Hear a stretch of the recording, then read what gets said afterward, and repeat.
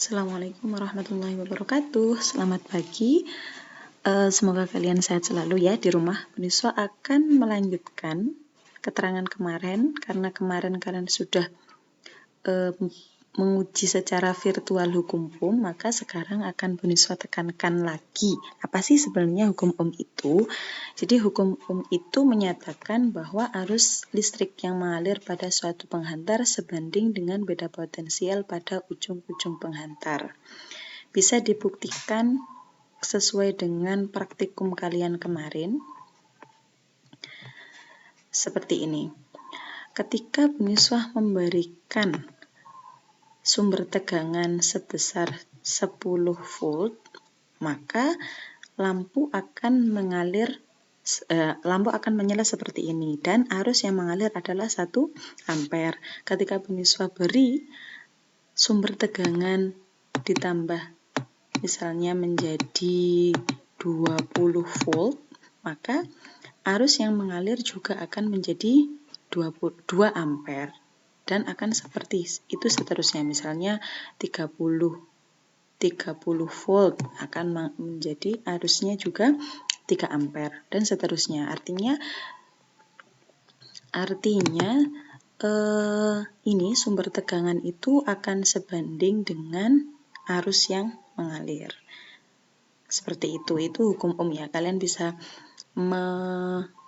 mengamati sendiri. Misalnya jika sumber tegangan itu Buniswa besarkan lagi, maka nyala lampunya juga akan lebih terang dan arusnya yang mengalir juga akan semakin bertambah. Seperti itu. Itu adalah hukum Ohm. Selanjutnya ada penjelasan lagi tentang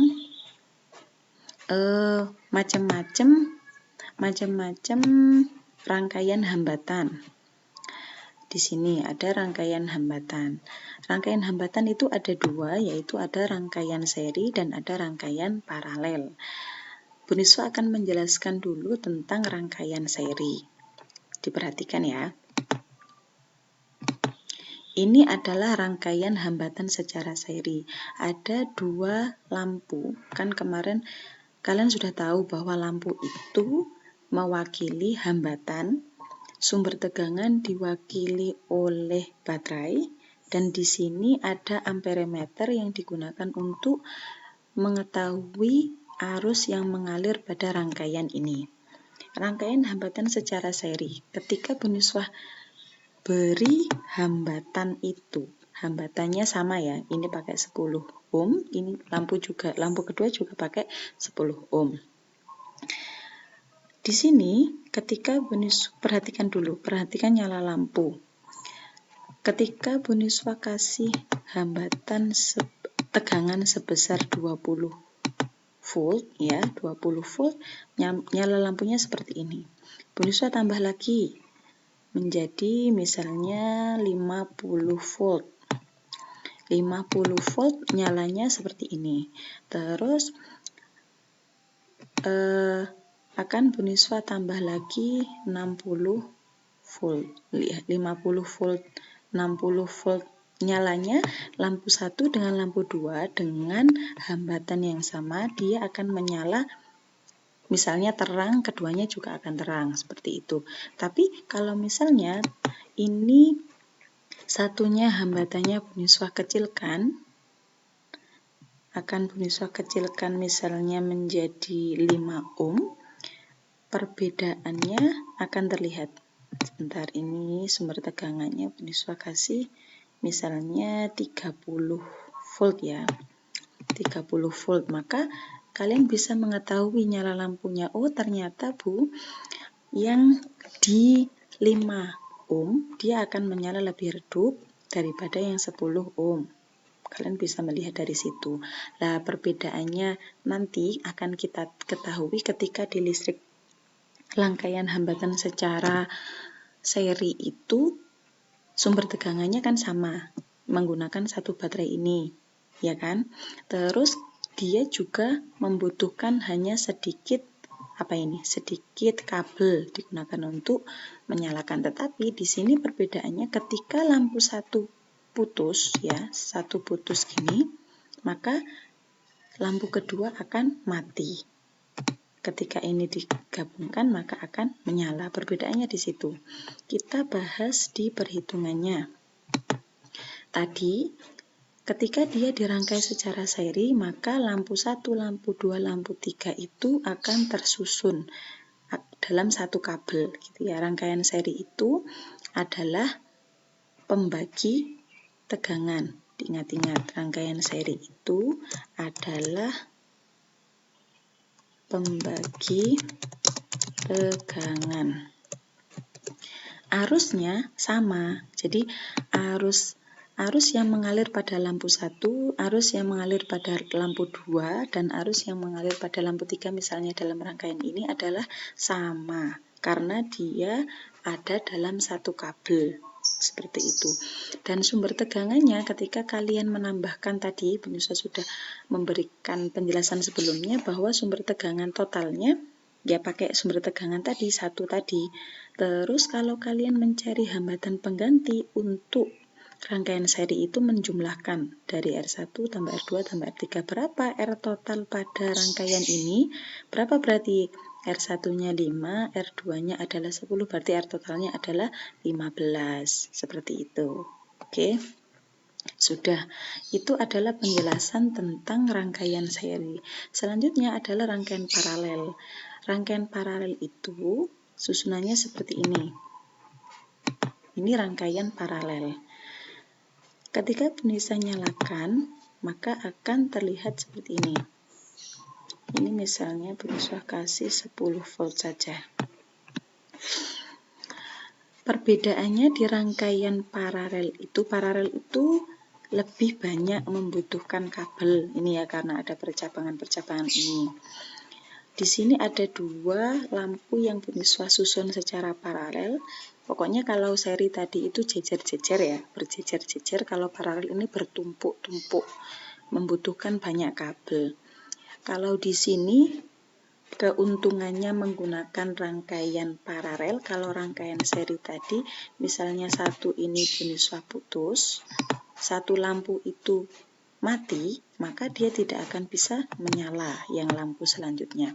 Tetapi kalau di rangkaian paralel, misalnya Bu Nisa putus di sini, ya, sebentar ini Bu Nisa gabungkan, maka lampu tetap akan menyala di lampu yang satunya. Ketika satu mati, satunya akan tetap menyala. Perbedaannya di situ.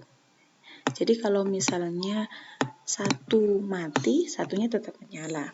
Kita perhatikan rangkaiannya. Misalnya di sini Bu Nisa rubah menjadi 5 ohm.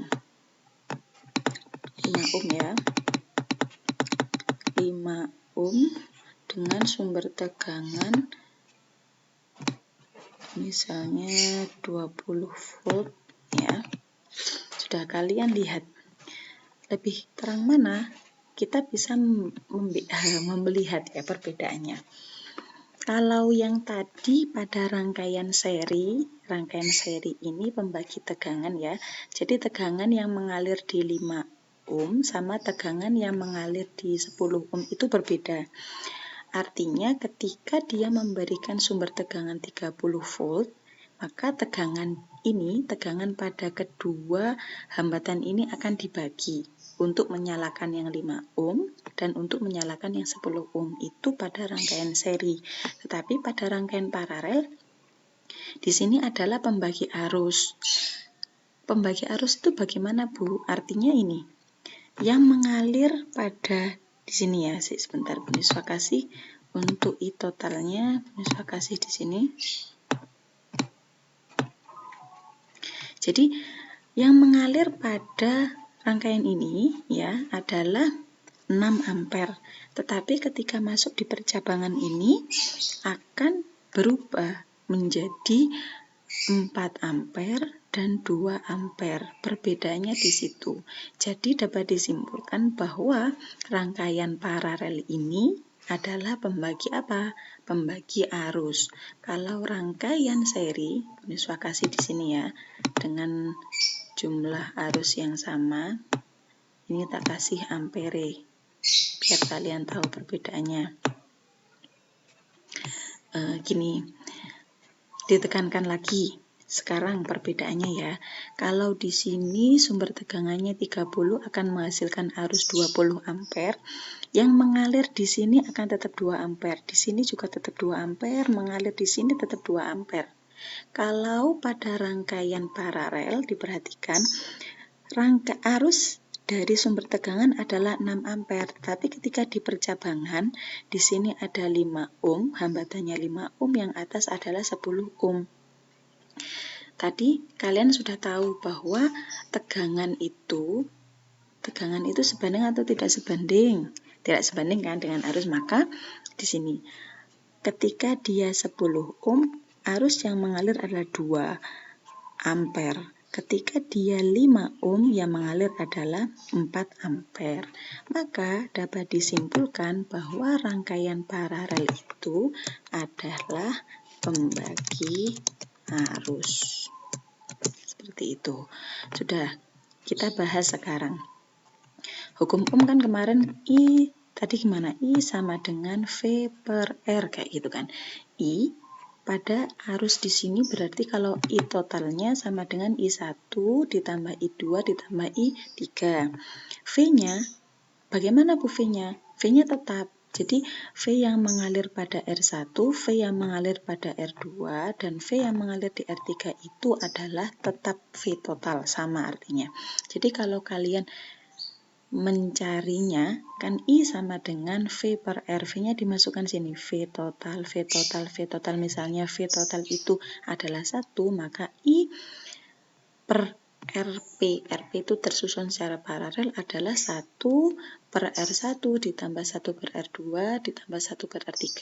Jadi dapat disimpulkan untuk hambatan pengganti secara seri ini rumusnya, dan ini adalah rangkaian untuk mencari hambatan pengganti pada rangkaian paralel. Berikut contohnya. Contoh soalnya seperti ini biasanya. Perhatikan rangkaian hambatan pada gambar. Si peniswa tanya, 3 ohm sama 2 ohm tersusun secara apa? Secara yang bertumpuk adalah secara paralel. Oke, secara paralel. Kita hitung dulu yang ini. Ini adalah hambatan campuran ya. Ini dihitung dulu. 1 per RP, R-nya yang pertama berapa? 3 ohm. Yang R yang kedua berapa? 2 ohm. Jadi ingat ya, disamakan penyebutnya dulu. 6 dibagi 3 berapa? 2 kan? 6 dibagi 2 berapa? 3. 2 ditambah 3 sama dengan 5 per 6. Itu adalah hambatan untuk diingat-ingat 1 per RP, masih dalam bentuk 1 per RP. Jadi kalau misalnya 1 per RP dikalikan silang, 5 RP sama dengan 6. RP sama dengan 6 dibagi 5, 1,2 ohm untuk yang di sini. Ketika ini sudah menjadi satu hambatan yang namanya RP, maka dia diserikan dengan yang 4 ohm ini. Maka cara menghitung hambatan total, R total adalah RP ini tadi ditambah dengan R 4R ini sama dengan R totalnya sama dengan 5,2 ohm. Sudah, tugas kalian menulis penjelasannya Bu Niswa beserta dengan rumusnya. Nanti dikumpulkan di link yang Bu Niswa share. Terima kasih, semoga bermanfaat. Kalau misalnya ada yang ditanyakan, boleh tanya Bu Niswa via Japri, via di grup, boleh. Assalamualaikum warahmatullahi wabarakatuh. Tetap semangat di rumah.